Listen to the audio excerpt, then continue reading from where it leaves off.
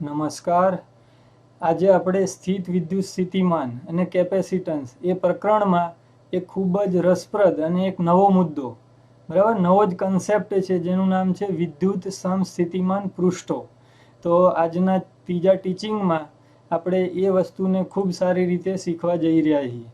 2.6 નંબરે આ ટોપિક આપેલો છે, સમસ્થિતિમાન પૃષ્ઠો. અંગ્રેજીમાં એને ઇક્યુ પોટેન્શિયલ સરફેસીસ કહેવાય છે. તમને મેં સ્થિતિમાન શું છે આગળ શીખવાડી દીધું.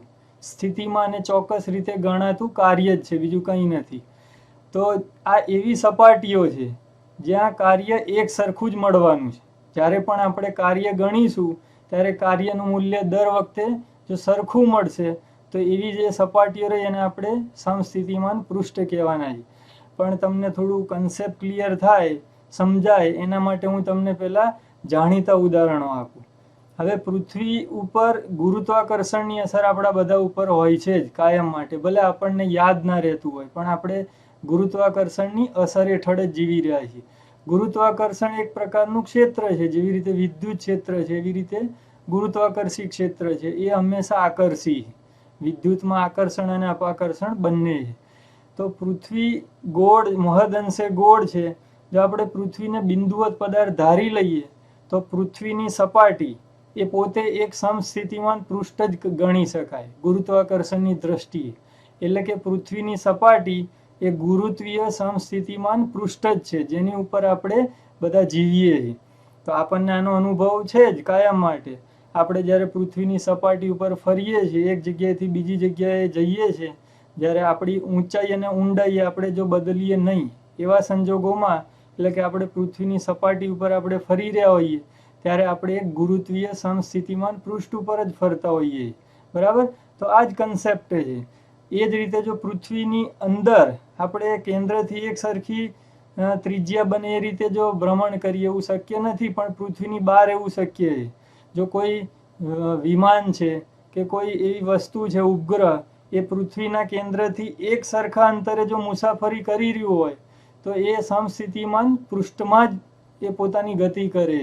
એટલે કે એને ગુરુત્વીય સમસ્થિતિમાન પૃષ્ઠમાં ગતિ કરતો પદાર્થ કહી શકાય. હવે આપણે રોજિંદા જીવનમાં જે અનુભવીએ છીએ પણ જોઈએ.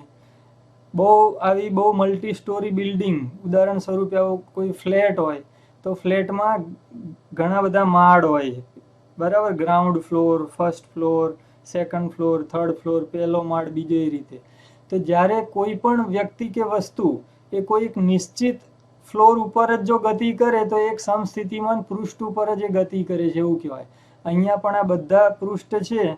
જો આ પહેલું પૃષ્ઠ, આ બીજું, આ ત્રીજું, આ ચોથું, આ પાંચમું, આ છઠ્ઠું, એમ ક્રમશઃ આગળ આ બધા એક નિશ્ચિત પ્રકારના ગુરુત્વીય સમસ્થિતિમાન પૃષ્ઠ જ થયા, બરાબર. જ્યારે પણ આપણે ગુરુત્વીય સમસ્થિતિમાન પૃષ્ઠ ઉપર ગતિ કરીએ છીએ ત્યારે ગુરુત્વાકર્ષણના કારણે થતું કાર્ય 0 હોય, બરાબર. આ ખાસ યાદ રાખજો. એવી જ રીતે આપણે અહીંયા આ કન્સેપ્ટ છે એને વિદ્યુત માટે સમજવાનો છે. જો હવે ગુરુત્વાકર્ષણ ને વિદ્યુતને ઘણી બધી સામ્યતા છે ક્ષેત્રની દ્રષ્ટિએ. જો બિંદુવત પદાર્થ હોય તો બંનેના ક્ષેત્રોનો જે પ્રકાર એ લગભગ સરખો છે. ધારો કે અહીં એક ધન વિદ્યુત ભાર આપેલો છે. ધન વિદ્યુત ભારનું ક્ષેત્ર એ એનાથી બહારની દિશામાં હોય, જે આપણે જાણીએ છીએ.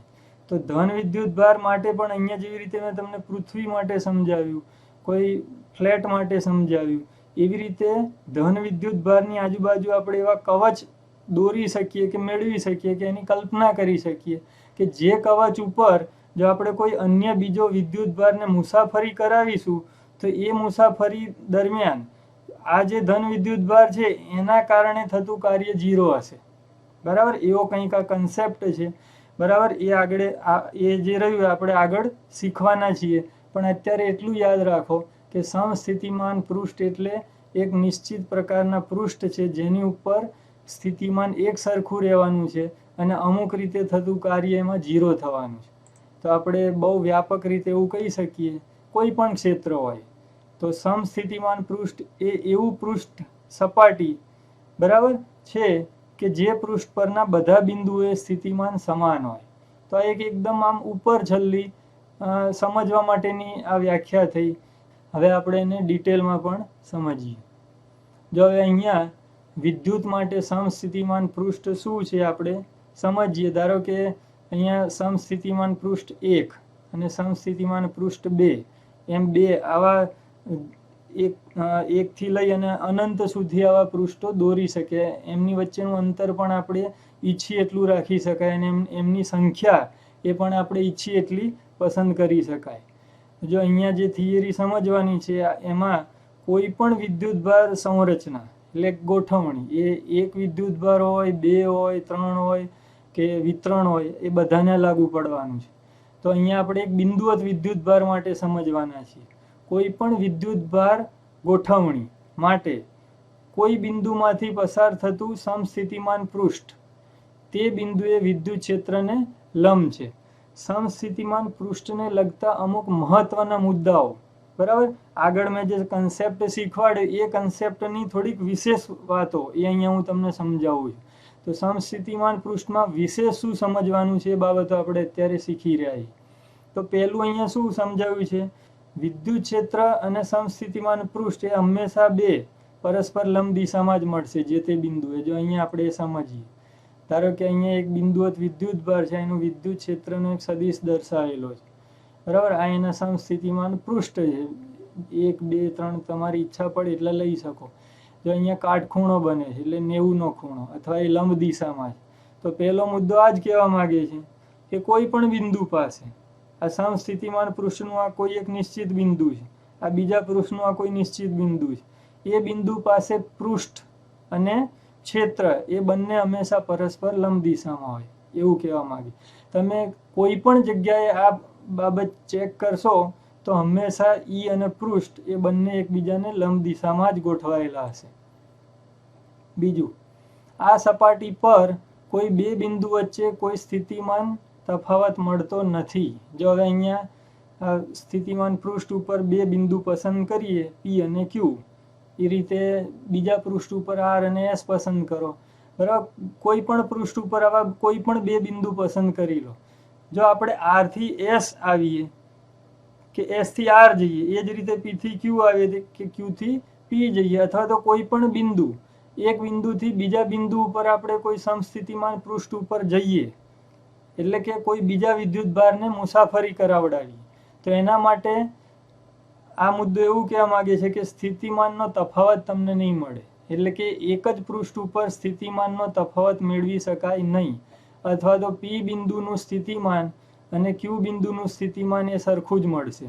એ રીતે R અને S નું સ્થિતિમાન પણ સરખું જ મળશે. જો સ્થિતિમાન સરખું જ મળતું હોય તો VR માઇનસ VS અથવા VS માઇનસ VR એ હંમેશા 0 મળે. ત્રીજો મુદ્દો, ધારો કે આપણે એક એવી પરિસ્થિતિ લઈએ કે એમાં ક્ષેત્ર એ પૃષ્ઠને લંબ નથી. જો આ ખાલી સમજવા માટે જ આવું કલ્પી રહ્યા છીએ, વાસ્તવમાં આવું બનશે નહીં, પણ આપણે આવું ખોટી પરિસ્થિતિની કલ્પના કરી અને સાચું શીખવાનું છે. જો ક્ષેત્ર સમસ્થિતિમાન પૃષ્ઠને લંબ ન હોય તો તેને પૃષ્ઠને સમાંતર અશૂન્ય ઘટક હોત. એટલે એવું કહેવા માંગે છે, ધારો કે આ એક ક્ષેત્રનો સદિશ છે અને આ પણ એક સદિશ. માની લો કે આ પૃષ્ઠને લંબ નથી એટલે અહીંયા ખૂણો છે 90નો નથી બની રહ્યો. તો આ ક્ષેત્ર છે એના બે ઘટક પડે, એક પૃષ્ઠને સમાંતર અને બીજો પૃષ્ઠને લંબ દિશામાં. આ રીતે તો પૃષ્ઠને સમાંતર ઘટક મળ્યો એનો મતલબ શું થયો, ત્યાં કાર્ય શૂન્ય નહીં થાય, કંઈક કાર્ય મળશે તમને, બરાબર. તો એ વખતે જો પૃષ્ઠને સમાંતર કોઈ ઘટક મળતો હોય તો એકમ પરીક્ષણ વિદ્યુતભારને ક્ષેત્રના ઘટકની વિરુદ્ધમાં ગતિ કરાવવા કાર્ય કરવું પડે, બરાબર. તો આ જે બીજો મુદ્દો છે ને કે સ્થિતિમાનનો તફાવત નથી અથવા કાર્ય નહીં કરવું પડે, એટલે ત્રીજો મુદ્દો આ પહેલો અને બીજો મુદ્દો છે એને જુદી રીતે સમજાવેલો છે, બરાબર, નેગેટિવ સેન્સમાં, કે જો આવું ન હોય તો શું થાય એ સમજાવેલું. ટૂંકમાં જ્યારે ક્ષેત્ર એ પૃષ્ઠને લંબ ના હોય તો સમસ્થિતિમાન પૃષ્ઠ ઉપર કોઈ વિદ્યુતભારને મુસાફરી કરાવીએ તો કાર્ય 0 થાય નહીં, એવું કહેવા માંગે છે. ચલો આગળ. વિદ્યુત ક્ષેત્ર રેખાઓના ચિત્ર ઉપરાંત સમસ્થિતિમાન પૃષ્ઠો એ વધારાનું વૈકલ્પિક દ્રશ્ય ચિત્ર પૂરું પાડે છે. જો ઘણીવાર આવા ભારેખમ ગુજરાતી શબ્દો પણ આવે, પણ હું એને તમને થોડા સરળ શબ્દોમાં સમજાવું. આ મુદ્દો એવું કહેવા માંગે છે કે આપણે આગળ અદ્રશ્ય એવા વિદ્યુત ક્ષેત્રને આપણે ચિત્રાત્મક રીતે આકૃતિ સ્વરૂપે કેવી રીતે રજૂ કરી શકાય એના માટે મેં તમને સૂર્યનું ઉદાહરણ આપ્યું હતું. જો હવે આપણે એ વખતે બે રીતો શીખ્યા હતા કે ધન વિદ્યુત ભાર હોય કે ઋણ હોય કે કોઈ પણ વિદ્યુત ભાર તંત્ર હોય, એનું વિદ્યુત ક્ષેત્ર દર્શાવવાની બે રીતો આપણે વ્યાખ્યાયિત કરી હતી. એક તો સદિશ સ્વરૂપે આ રીતે ક્ષેત્રના સદિશોને દર્શાવવાના. બીજી કઈ રીત હતી તમને યાદ હશે જ, બીજી રીત હતી ક્ષેત્ર રેખાઓ વડે.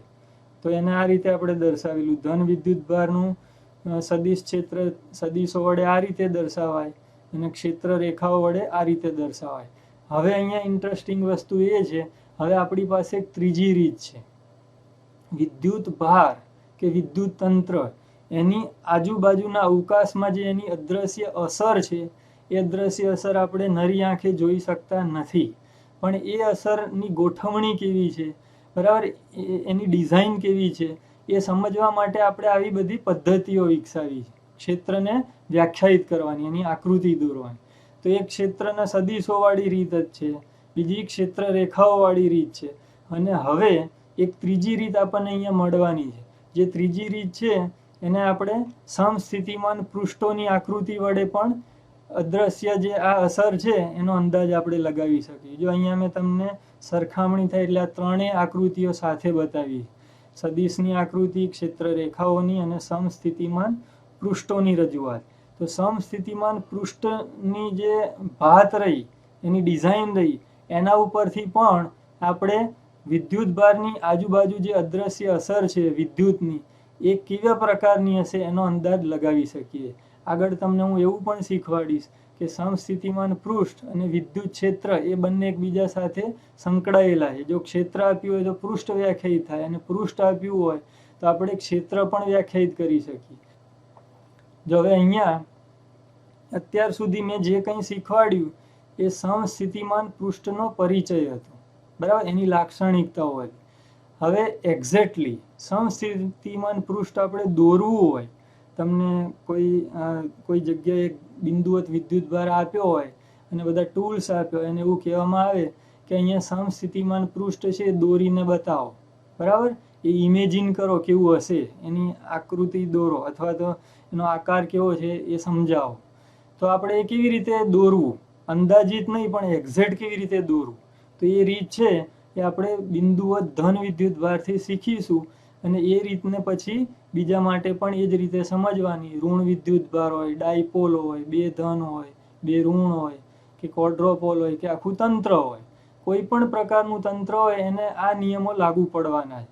તો આપણે સૌથી પહેલા એક સરળ પરિસ્થિતિ, બિંદુવત ધન વિદ્યુત ભારનું સમસ્થિતિમાન પૃષ્ઠ એ કેવી રીતે દોરી શકાય અહીંયા સમજીએ. જો અહીંયા ક્વેશ્ચન આપ્યો છે, બિંદુવત અથવા તો ટેક્સ્ટબુક પ્રમાણે એકલ વિદ્યુત ભાર માટે સમસ્થિતિમાન પૃષ્ઠની આકૃતિ દોરવાની રીત સમજાવો.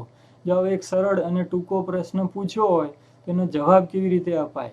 જો અહીંયા એનિમેશનમાં એનો સાર આપી દીધો છે કે સમસ્થિતિમાન પૃષ્ઠ દોરવું હોય તો શું કરવાનું હોય. તો જાણે કે ધન વિદ્યુત ભાર કેન્દ્ર હોય એવી રીતે આપણે ઘણા બધા વર્તુળો દોરી નાખીએ એને કેન્દ્ર માનીને, તો આપણે જે વર્તુળો દોર્યા એ બધા સમસ્થિતિમાન પૃષ્ઠ જ કહેવાય, એની જ આકૃતિઓ કહેવાય. પણ આને આપણે મેથેમેટિક્સની રીતે પણ સમજીએ કે વર્તુળ જ શા માટે દોરવાનું. તો એનું રહસ્ય છે એ એના સૂત્રમાં છે. તો એકલ વિદ્યુત ભાર ક્યુ માટે સમસ્થિતિમાન એ આપણે આગળ વ્યાખ્યાયિત કરેલું છે. સમસ્થિતિમાન પૃષ્ઠ સમજવા માટે આપણને સ્થિતિમાનનું સૂત્ર એ યાદ હોવું જોઈએ. તો સ્થિતિમાનનું સૂત્ર આપણે આ રીતે મેળવેલું. સ્થિતિમાન V બરાબર KQ અપોન R. કે ની જગ્યાએ 1/4πε0 પણ લઈ શકાય, એ તમને ખ્યાલ હશે જ. તો આ એક સરળ સૂત્ર છે. જો આ સૂત્રમાં કેટલી વસ્તુઓ છે, તો શૂન્ય અવકાશની પરમિટિવિટી છે કે એનો અચળાંક છે શૂન્ય અવકાશનો, એ તો અચળ જ રહેવાનો છે. બીજું છે Q, આપેલો વિદ્યુત ભાર જો આપણે બદલીએ નહીં તો Q નથી બદલાવાનું, એટલે K અને Q તો અચળ થઈ ગયા. હવે વિદ્યુત ભારની અસર એ અવકાશમાં કેવી રીતે બદલાય છે એના માટે આપેલા બિંદુનું અંતર R, તો R બદલાશે, બરાબર, કારણ કે અવકાશનું આ બિંદુ છે. અવકાશમાં જેમ અલગ અલગ જગ્યાએ આપણે તપાસ કરીશું એ બધી જગ્યાએ R બદલાવાનો. તો આ ઉપર K અને Q જે અંશની રાશિ રહી અચળ થઈ ગઈ, એટલે V ચલે છે 1/R એવું આપણે કહી શકીએ. એટલે કે જો આર વધશે તો વી ઘટવાનો છે, બરાબર, 1/r પ્રમાણે. તો સ્થિતિમાન છે એનો બધો આધાર આર છે, એટલે કે બિંદુવત વિદ્યુત ભારથી આપેલા બિંદુનું અંતર છે. તો આ આપણને ફોર્મ્યુલા મળી ગઈ આકૃતિ દોરવા માટેની, બરાબર. જો આર આપણે અચળ કરી દઈએ તો પછી બધું અચળ જ થઈ જાય, તો વી બરાબર અચળ મળશે. જો વી બરાબર અચળ મળે એનો મતલબ શું થયો? તો આ તો વર્તુળની જ વ્યાખ્યા થઈ ગઈ. તો અહીંયા પણ એવું જ થશે, વી બરાબર અચળ મળ્યું આપેલા આર માટે. તો ધારો કે આપણે આર ત્રિજ્યાએ જઈએ તો વી કંઈક મળશે, પણ અહીંયા જો આ સૂત્ર છે એમાં ક્યાંય દિશા નથી, બરાબર. આ મેં તમને સમજાવ્યું કે આર અચળ છે તો વી પણ અચળ થઈ જાય છે. બીજું કે વી એ અદિશ છે. જો આ સૂત્રમાં ક્યાંય દિશા નથી આવતી તો આપણે આર છે કોઈ પણ દિશામાં લઈ શકીએ. આમાં એવું નથી કીધું કે આર એક્સ દિશામાં જ લેવું કે વાયમાં જ લેવું કે ઝેડમાં જ લેવું. તમે આર છે એ અવકાશમાં કોઈ પણ દિશામાં લઈ શકો છો. જો આર માટે ચોઈસ છે તો આર અસંખ્ય દિશાઓમાં લઈ શકાય, પણ હા, તમે કોઈ પણ દિશામાં આર લેશો પણ ત્યાં વી તો એક જ સરખો મળવાનો. તો આપણે જો આવા બધા આર જેટલા પણ બિંદુઓ છે એ બધા બિંદુઓ પાસે વી મેળવી લઈએ તો વી એક જ સરખો મળશે. અને જો એ બધા બિંદુઓને આપણે જોડી દઈએ તો એક કવચ મળશે અને દ્વિપરિમાણમાં એક વર્તુળ રચાશે. તો આપણે એવું કહી શકીએ કે વી એ અદિશ છે, વીનું મૂલ્ય બધી દિશાઓમાં મળવાનું છે. જો આ બધા વીને આપણે ત્રિપરિમાણમાં જોડી દઈએ તો એક કવચ મળશે, બરાબર, એક સપાટી, અને એ કવચ એ સમસ્થિતિમાન પૃષ્ઠ હશે. અને જો આપણે દ્વિપરિમાણમાં જોડી દઈએ તો એક વર્તુળ રચાશે. અહીંયા જે વર્તુળ બતાવ્યું છે. હવે જો આર બદલીશું તો નવું કવચ અને નવું વર્તુળ રચાશે. જેટલા તમારે આર લેવા એટલા લઈ શકો. તો એનો મતલબ એમ થયો કે વી પણ એ પ્રમાણે મળશે, અને એનો મતલબ એમ પણ થયો કે સ્થિતિમાન પૃષ્ઠ પણ એ પ્રમાણે મળવાના. તો જો આપણે એવું કહી શકીએ કે સમસ્થિતિમાન પૃષ્ઠ એ એવું પૃષ્ઠ કે સપાટી છે કે જે પૃષ્ઠ પરના બધા બિંદુઓએ સ્થિતિમાન એક સરખું છે, જે આપણે અહીંયા સાબિત કરી દીધું.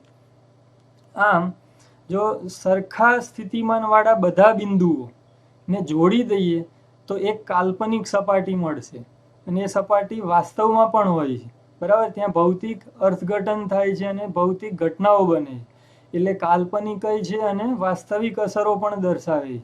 તો આમ એકલ વિદ્યુતભારના સમસ્થિતિમાન પૃષ્ઠો એ વિદ્યુતભાર પર કેન્દ્ર ધરાવતી ગોળાકાર સપાટીઓ છે.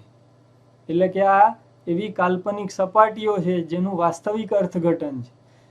તો જો અહીંયા મેં તમને સમજાવ્યું કે બિંદુઓ ધન વિદ્યુતભાર હોય, જો હવે ધન લો કે ઋણ લો, આમાં કોઈ ફેર પડવાનો નથી, સપાટીનો આકાર સરખો જ મળશે, બરાબર.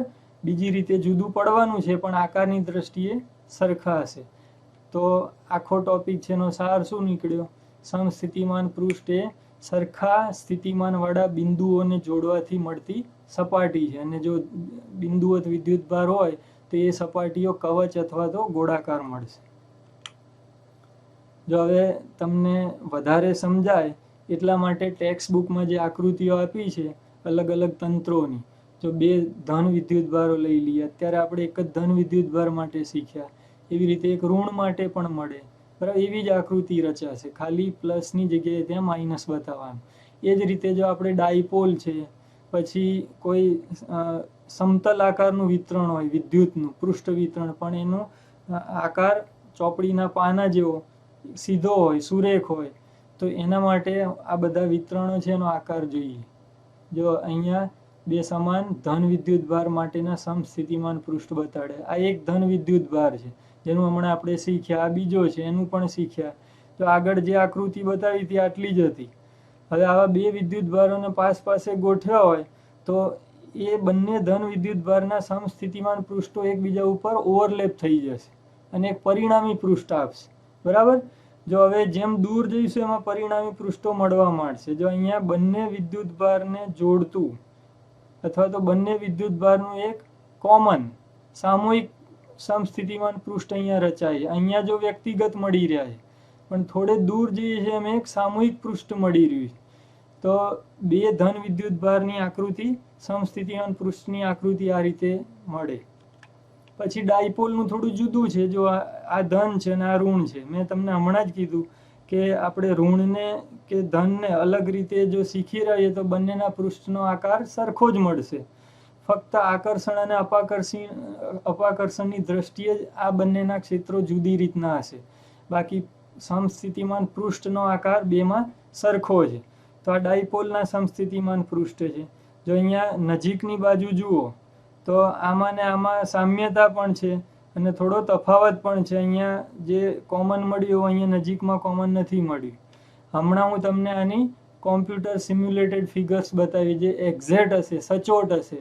બરાબર, વાસ્તવમાં જો આપણે વિદ્યુત ભારો મૂકીએ અને જેવા પૃષ્ઠો મળે એક્ઝેક્ટ એવા હશે. અહીંયા જે તમને આકૃતિઓ બતાવી છે અંદાજિત છે.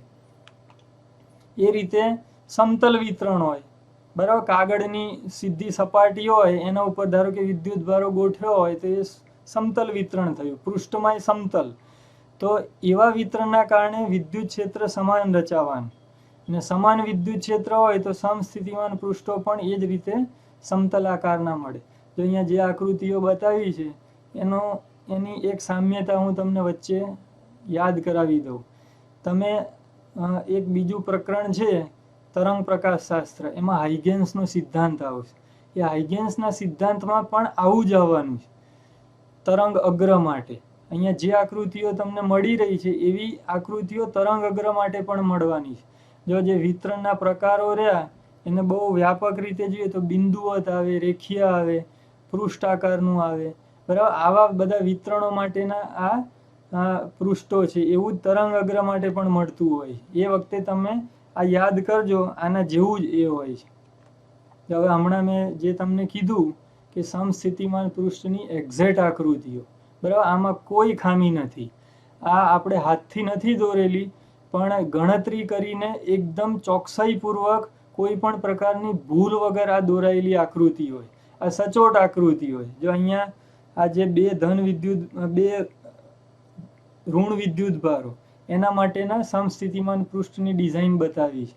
તમે જોઈ શકો છો કે આગળની આકૃતિ કરતાં આગળ આ આકૃતિ કેવી રીતે જુદી પડે છે. જો અહીંયા સમસ્થિતિમાન પૃષ્ઠ વ્યક્તિગત રીતે મળી રહ્યા છે નજીકના વિસ્તારમાં, અને પછી અમુક અંતરથી જેમ દૂર જઈશું એમ બંનેનું એક સામૂહિક પૃષ્ઠ રચાયું છે. તો આ બે ઋણ વિદ્યુત ભારોનું તંત્ર છે. આ ડાયપોલ માટે છે. જો હવે ડાયપોલમાં ને આમાં ફેર ક્યાં પડે છે?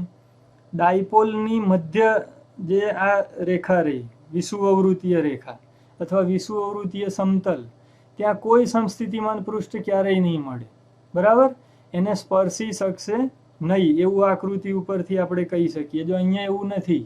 અહીંયા એવું છે કે બે ઋણ વિદ્યુત ભાર હોય કે બે ધન હોય તો એના સમસ્થિતિમાન પૃષ્ઠો આ તંત્રની જે વચ્ચેની વિષુવવૃત્તીય સમતલ રહ્યું કે રેખા રહી એને એમાંથી હંમેશા પસાર થશે, પણ નજીકના નહીં પસાર થાય, દૂરના છે એમાંથી પસાર થશે. એ રીતે આપણે જુદી પ્રકારના તંત્ર લઈએ. બે ધન છે, બરાબર.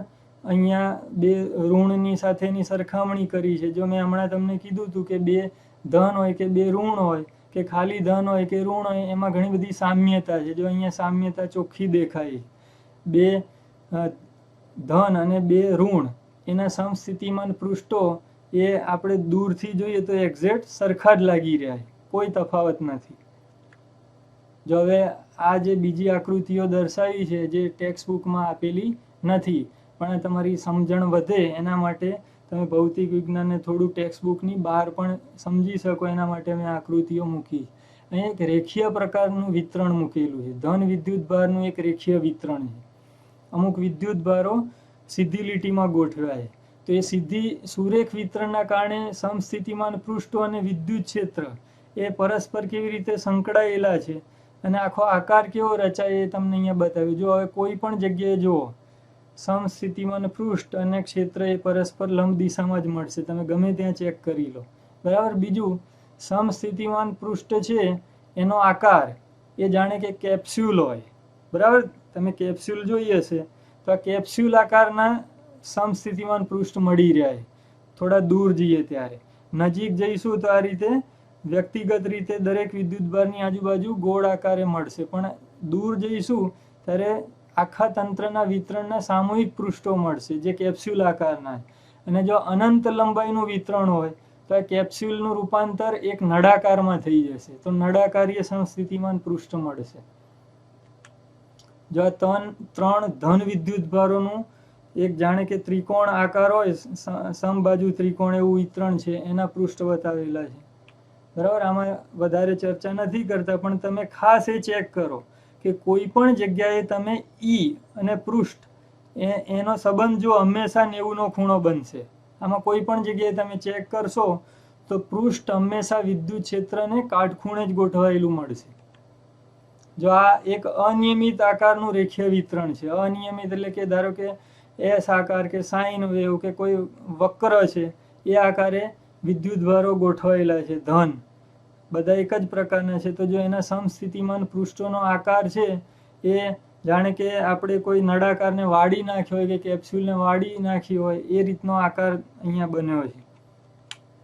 હવે આ એક વિશિષ્ટ વિતરણ છે, આને ડાયપોલ ના કહી શકાય, પણ એક ડાયપોલ જેવું તંત્ર છે જેમાં થોડા ધન છે, થોડા ઋણ છે અને એકબીજાથી અમુક અંતરે ગોઠવાયેલા છે. એનું એક વિશિષ્ટ આકારનું બરાબર વિશિષ્ટ વિતરણ છે, એનું સમસ્થિતિમાન પૃષ્ઠ અને વિદ્યુત ક્ષેત્ર એ બંને કેવી રીતના હોય, સંકળાયેલા હોય, અહીંયા બતાવવાનો પ્રયત્ન કર્યો છે. જો અહીંયા સમય ઓછો છે એટલે હું બહુ વિસ્તારથી આની ચર્ચા નથી કરતો, પણ તમે આ વિડીયોને પોઝ કરીને આનો ઊંડાણથી અભ્યાસ કરી શકશો કે જે તે બિંદુ પાસે ઈ અને સ્થિતિમાન પૃષ્ઠ એકબીજા સાથે કેવો સંબંધ ધરાવે. હવે બીજું અહીંયા જો આ ધનના સમસ્થિતિમાન પૃષ્ઠ છે અને આ ઋણના છે બ્લુ કલરના, એ એકબીજાને સ્પર્શી શકતા નથી. જેવું ડાયપોલમાં હતું એવું અહીંયા પણ થાય. હવે અહીંયા પાછું એ જે વિતરણ હતું એમાં થોડો ફેરફાર કર્યો. ઘણી બધી ડાયપોલો એ જાણે કે અનિયમિત આકારના વક્ર આકારે ગોઠવાયેલું એવું એક તંત્ર છે. આ બહુ જ જટિલ રચના થઈ ગઈ. હવે અહીંયા સમસ્થિતિમાન પૃષ્ઠ છે એ પણ થોડાક જટિલ પ્રકારના છે, પણ છતાં પણ કોઈ પણ જગ્યાએ ઈ અને પૃષ્ઠ એકબીજાને લંબ દિશામાં જ મળશે. તમે ચેક કરી લેજો. બરાબર, આ તમને થોડીક મજા આવે. ભૌતિક વિજ્ઞાન છે, ખૂબ રસપ્રદ વિષય છે જો તમે એને સમજીને શીખો તો. ગોખવાથી આ બધું સમજાય એવું નથી, અને ગોખવું એ કોઈ આપણે કંઈ શીખ્યા જ ના કહેવાય. ગોખીએ ત્યારે આપણે કશું શીખતા હોતા નથી. તો વસ્તુને સમજો. જો હવે આપણે પરીક્ષાની દ્રષ્ટિએ એક અગત્યની થિયરી સમજીએ. પરીક્ષામાં પૂછાય કે સમસ્થિતિમાન પૃષ્ઠ બરાબર અને ક્ષેત્ર વચ્ચેનો સંબંધ છે એ આપણે મેળવીએ છીએ. જો અહીંયા જે આકૃતિ આપી છે, આકૃતિનું પહેલા વર્ણન કરી દેવાનું. ધારો કે આ એ આસમાની કલરનું એક સમસ્થિતિમાન પૃષ્ઠ અહીંયા બતાવેલું. ધારો કે એ પૃષ્ઠ છે એનું સ્થિતિમાન વી છે. એનાથી થોડે દૂર એક બીજું સમસ્થિતિમાન પૃષ્ઠ છે, ધારો કે એનું નામ બી છે અને એનું સ્થિતિમાન આના કરતાં થોડું વધુ છે. બરાબર, વી પ્લસ ડેલ્ટા વી. આ theory V minus delta V માટે પણ સાબિત કરી શકાય. આ ઉપરનું પૃષ્ઠ છે નીચે લઈને પણ સાબિત કરી શકાય, એનાથી કોઈ ફેર પડતો નથી. પણ ટૂંકમાં બે સમસ્થિતિમાન પૃષ્ઠ આપ્યા છે એ અને બી. એકનું સ્થિતિમાન વી છે અને બીજાનું વી કરતાં થોડું જુદું છે એમ કહેવાનું. હવે અહીંયા જે વિદ્યુત ક્ષેત્ર છે બંને પૃષ્ઠને લંબ દિશામાં અહીંયા ઈ એવો સદિશ દર્શાવેલો હોય. બી પૃષ્ઠ ઉપરનું કોઈ બિંદુ પી છે અને પી પાસે આપણે એક ધન વિદ્યુત ભાર મૂકેલો છે. ધારો કે એકમ ધન વિદ્યુત ભાર છે.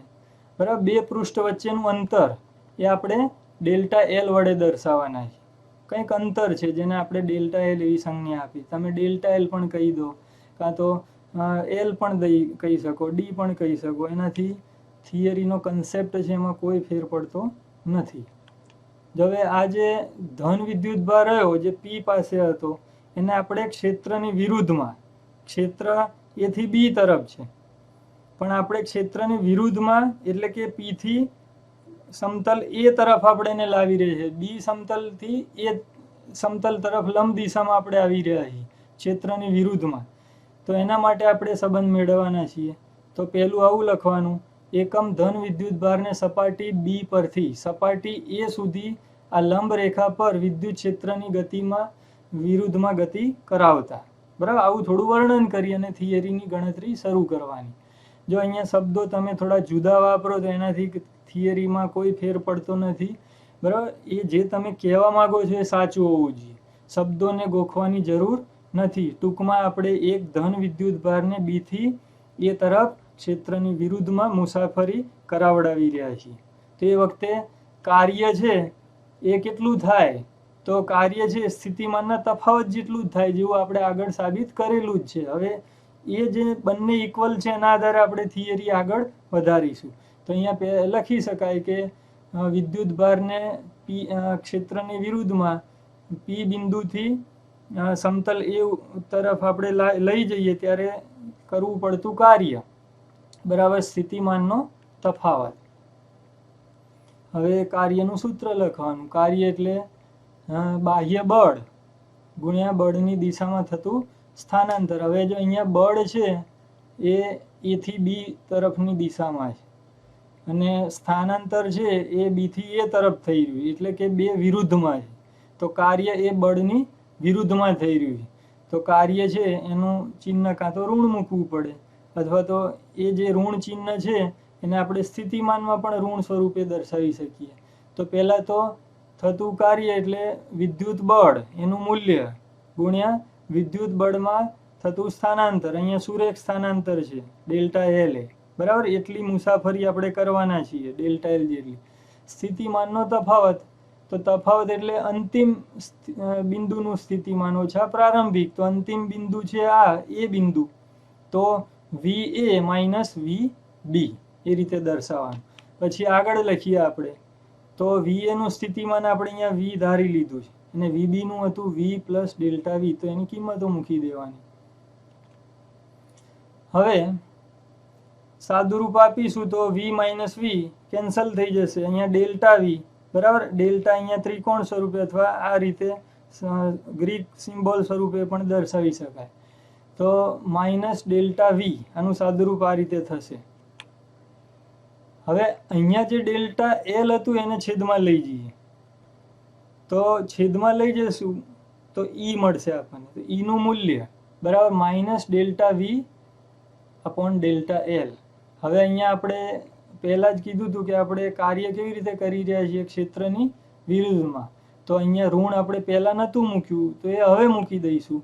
તો ક્ષેત્રની વિરુદ્ધમાં કાર્ય થતું હોવાથી કાર્યનું મૂલ્ય ઋણ લેવું પડે. એટલે આ જે કંઈ મળ્યું એ ઋણ છે, એટલે બે વખત ઋણ થશે, એટલે જવાબ ધન થઈ જવાનું બરાબર. એ ઋણ અહીંયા પણ લખી શકાય ને અહીંયા પણ લખો. અહીંયા મૂકશો તો માઇનસ માઇનસ પ્લસ થઈ જશે ને અહીંયા મૂકશો તો બંને માઇનસ છે એકબીજાને કેન્સલ કરશે, એટલે જવાબ ધન આવશે બરાબર. હવે આ મુસાફરી બી થી એની જગ્યાએ એ થી બી કરીને પણ તમે જવાબ લાવી શકો બરાબર.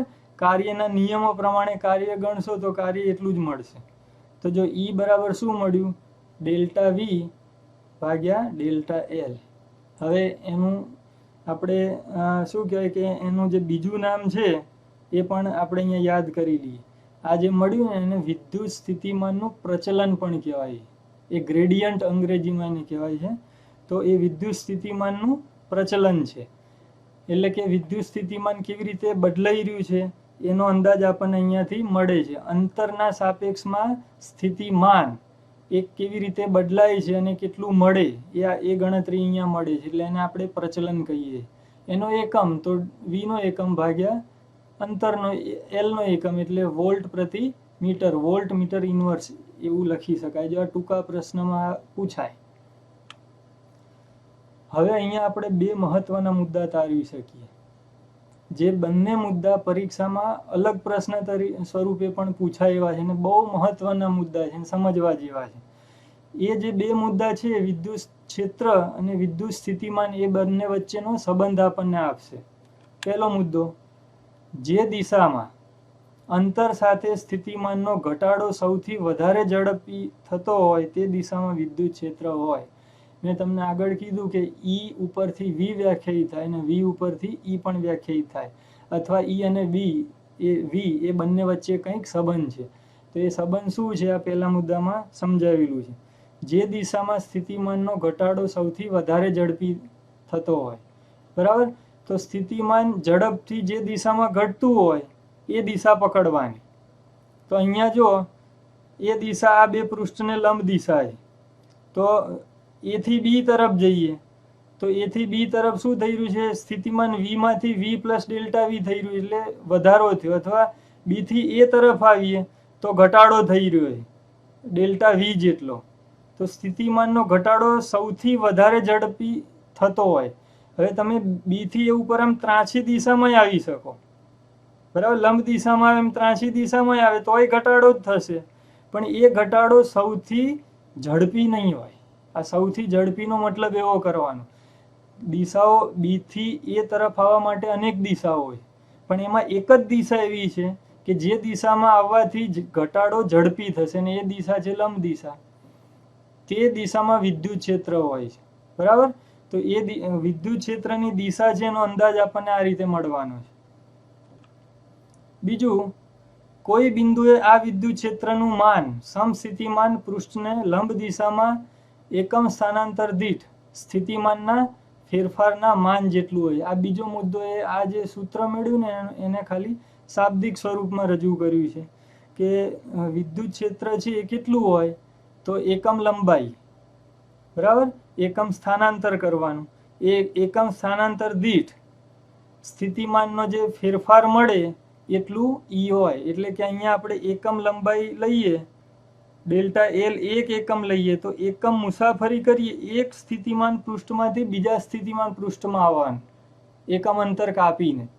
અને એ વખતે જો સ્થિતિમાનનો ફેરફાર છે એ જેટલો મળે એટલું જ, એ વખતે જો આપણે ડેલ્ટા એલ એક એકમ લીધું હોય, એટલે કે બે સમસ્થિતિમાન પૃષ્ઠો વચ્ચેનું અંતર એક એકમ હોય, એ વખતે એક પૃષ્ઠ ઉપરથી બીજા પૃષ્ઠ ઉપર આવતા, બરાબર, સ્થિતિમાનનો જેટલો ફેરફાર મળે એટલું જ વિદ્યુત ક્ષેત્રનું મૂલ્ય હોય. એવું આ બીજો પોઈન્ટ કહેવા માંગે, બરાબર. મેં તમને પહેલો અને બીજો પોઈન્ટ છે એનું અર્થઘટન કરવાની થોડીક હિન્ટ આપી. તમે જાતે હવે આમાં જેટલું વિચારશો એટલી તમને મજા આવશે અને તમને સમજણ વધશે. તો આટલી બાબતો છે એ આ પ્રશ્નમાં ઉલ્લેખ કરવાનો. જો હવે તમને થોડુંક હોમવર્ક પણ સમજાવી દઉં તો સમસ્થિતિમાન પૃષ્ઠ શું છે એ એવો પ્રશ્ન પૂછાય તો મેં જે શરૂઆતમાં વાત કરી એ લખવાનું. સમસ્થિતિમાન પૃષ્ઠની લાક્ષણિકતાઓ છે એની પણ આપણે ચર્ચા કરી. આકૃતિઓ મેં તમને ઘણી બધી બતાવી, ટેક્સ્ટ બુકની અને બીજી પણ. તો તમારે ટેક્સ્ટ બુક બહારની આકૃતિઓ છે એ દોરવાની નથી, એ ખાલી સમજવા માટે પૂરતી છે. ટેક્સ્ટ બુકમાં જે આકૃતિ આપી છે એ જ આકૃતિ તમારે બોર્ડની પરીક્ષામાં અથવા તો સ્કૂલની પરીક્ષામાં દોરવાની. વિદ્યુત ક્ષેત્ર અને વિદ્યુત સ્થિતિમાન વચ્ચેનો સંબંધ હમણાં જે આપણે છેલ્લી થિયરી શીખ્યા એનો પ્રશ્ન છે. તો આટલા પ્રશ્નો છે એ તમે પ્રેક્ટિસ કરો, હોમવર્ક કરો, નોટમાં લખી અને મનન કરી વિચારીને આ પ્રશ્નના જવાબ જાતે લખો, કોઈની મદદ વગર. જ્યાં સુધી ના આવડે ત્યાં સુધી આ રીતે પ્રેક્ટિસ કરશો તો તમને ચોક્કસ આવડી જશે. સમજી અને ભણશો તો ભણવાની ખૂબ મજા આવશે. તો આજે આપણે આટલું રાખીએ છીએ. Thank you. જય સ્વામિનારાયણ.